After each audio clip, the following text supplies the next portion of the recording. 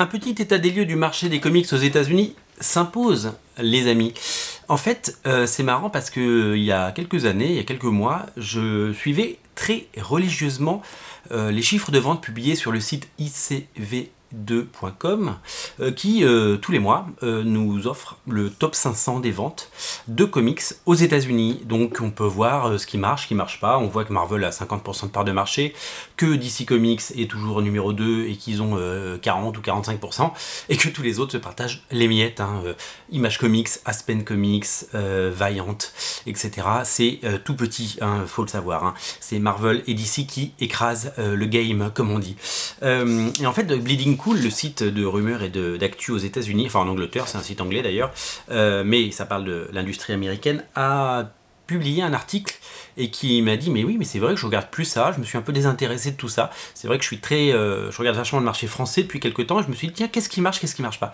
L'article de Bleeding Cool était sur le succès de Spawn 300 qui a cartonné, et du coup je me suis replongé dans les chiffres et je viens de passer un peu de temps à regarder un petit peu ce qui s'était vendu ces derniers mois, et c'est assez dingue parce que je m'étais arrêté à des chiffres de vente pour des comics autour de 30 000 exemplaires, ça végétait, etc. Le marché a toujours été drivé par les crossovers, par les events, par les numéros anniversaires, par les variantes cover. Ça, il faut avoir des événements. Et les relaunchs, bien entendu. Un numéro 1 se vendra toujours mieux qu'un numéro 114. Alors, du coup, je suis allé voir un petit peu les chiffres et je suis allé vous chercher quelques chiffres. Alors, si ça vous intéresse, vous pouvez aller faire un tour sur le site icv2.com. Vous tapez dans la barre de recherche top 500 et vous verrez les différents charts. Le dernier en ligne, c'est celui pour le mois d'août 2019. Alors, donc Spawn 300, il est numéro 1 des ventes au mois d'août et il s'est vendu à 300 000 exemplaires. Je ne sais pas si vous vous rendez compte, 300 000 exemplaires pour Spawn. 300 000 exemplaires pour un comics indépendant, 300 000 exemplaires pour un comics que plus personne ne lisait. Il faut le savoir que Spawn, habituellement, c'est plutôt 20 000 exemplaires chaque mois, entre 20 et 30 000 exemplaires. C'était tombé très très bas il y a quelques années, autour de 10 000 exemplaires, comparé aux 1,5 million d'exemplaires vendus pour le numéro 1 ou 2 millions. C'était combien le numéro 1 de Spawn? J'ai un trou de mémoire, mais bon, c'était plus d'1 million d'exemplaires quoi qu'il arrive. Le marché a changé, le monde a changé et tout le monde a changé. Donc Spawn 300, c'est un événement, et c'est surtout que McFarlane a réussi un super coup parce que c'est quand même un comics qui vaut 8$, donc c'est un comics qui est plus que profitable pour lui et qui relance sa série, clairement, ça relance sa série. D'autant que le 301 arrive et qu'il va être un succès également parce que c'est un numéro historique, c'est la première fois qu'un comics indépendant arrive à 301 numéros.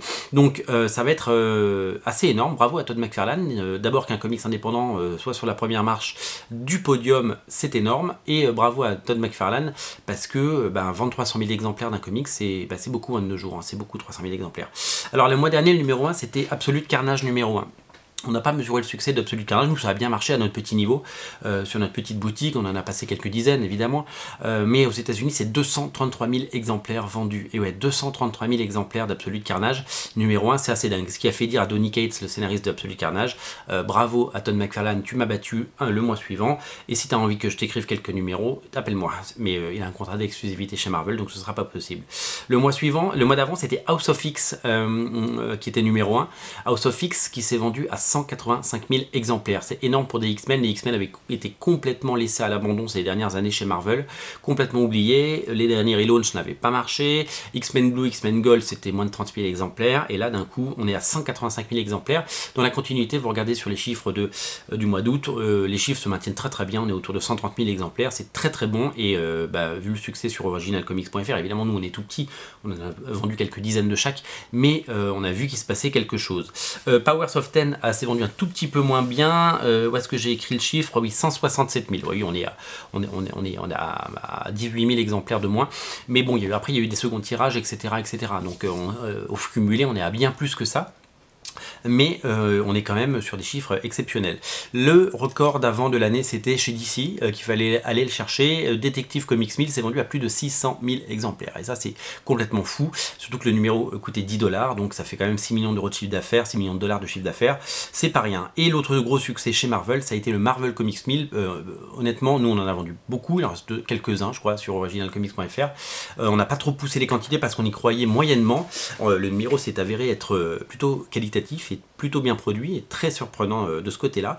Il s'est vendu à 206 000 exemplaires et ça c'est assez énorme.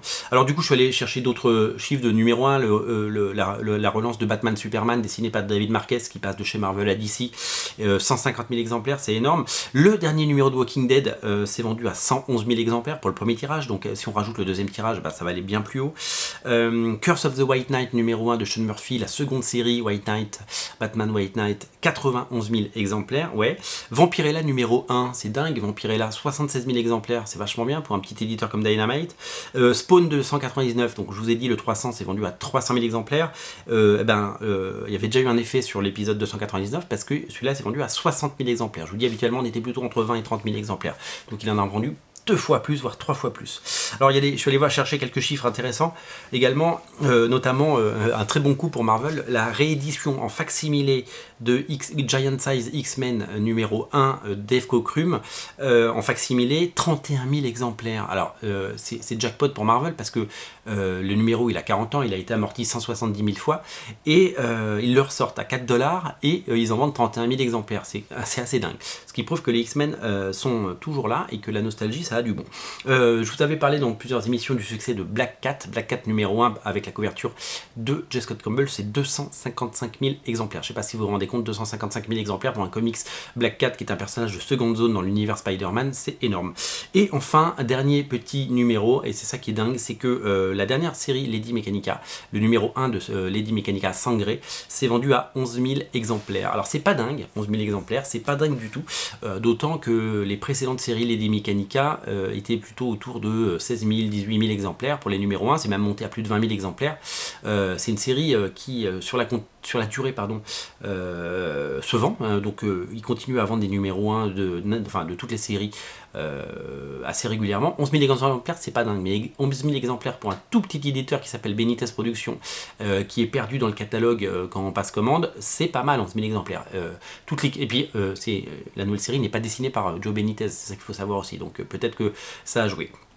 11 000 exemplaires, c'est bien, ça permet évidemment à cette petite société d'exister, bien sûr, et de proposer de plus en plus de titres, mais c'est pas non plus la folie, mais il faut savoir que c'est moins qu'en France. En France, Lady Mechanica, ça cartonne. Le tome 1, alors c'est publié qu'en album en France, mais le tome 1 de Lady Mechanica, c'est plus de 25 000 exemplaires, vous vous rendez compte, et donc chaque numéro, en gros, Lady Mechanica en France, c'est plus de 60 000 exemplaires vendus à date, 60 000 albums à 15 balles, c'est assez impressionnant le succès. Donc en fait, c'est pour ça qu'on a beaucoup vu Joey Benitez ces dernières années en France dans les différents festivals, c'est parce que son gros marché c'est la France. Lady Mechanica cartonne en France. Voilà pour les 6 chiffres. Je vous invite à aller du côté de icv2.com pour découvrir encore plus de chiffres si ça vous intéresse. Et puis si les comics dont je vous ai parlé vous intéressent, originalcomics.fr bien sûr.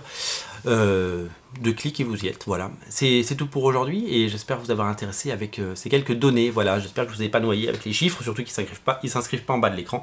Donc forcément, peut-être que je vous ai perdu, mais en tout cas si vous êtes resté, merci et puis à très vite, salut.